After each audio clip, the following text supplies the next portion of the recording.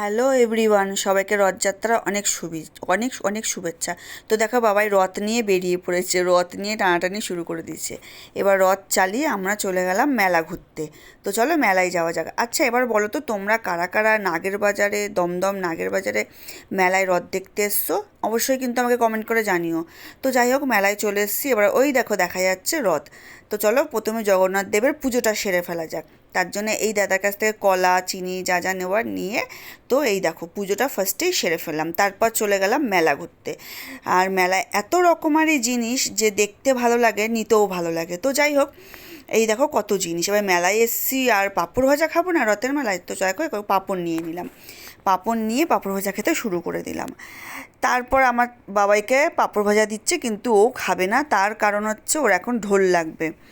ঢোল দেখেছে, এখন তোর সেই ঢোলটা খুবই প্রয়োজন। তো যাই হোক, কান্নাকাটি শুরু করে দিল। তারপর অবশেষে ওকে ঢোলটা কিনে দেওয়া হলো। এই দেখো ঢোল পেয়ে ও খুব খুশি, আর ঢোল বাজাতেও শুরু করে দিয়েছে। তো দেখো, ঢোল বাজাতে শুরু করে দিয়েছে, ঢোল পেয়ে খুব খুশিই হয়েছে। তো তারপর কি খাবো, গরমও খুব লেগেছে, তারপর নিয়ে নিলাম আইসক্রিম। এই দেখো আইসক্রিম খেতে শুরু করে দিয়েছি। তো যাই হোক, গরমে আইসক্রিম পেলে বেশ ভালোই লাগে। তোমাদের কার কার ভালো লাগে? তো আমরা এবার দাঁড়িয়ে দাঁড়িয়ে আইসক্রিম খাই। এরকমই ভিডিও দেখতে আমাদের চ্যানেলটাকে সাবস্ক্রাইব করে দাও, অনেক অনেক সাবস্ক্রাইব করে দাও। তো আজকের মতো এখানেই ভিডিও, টাটা, বাই বাই।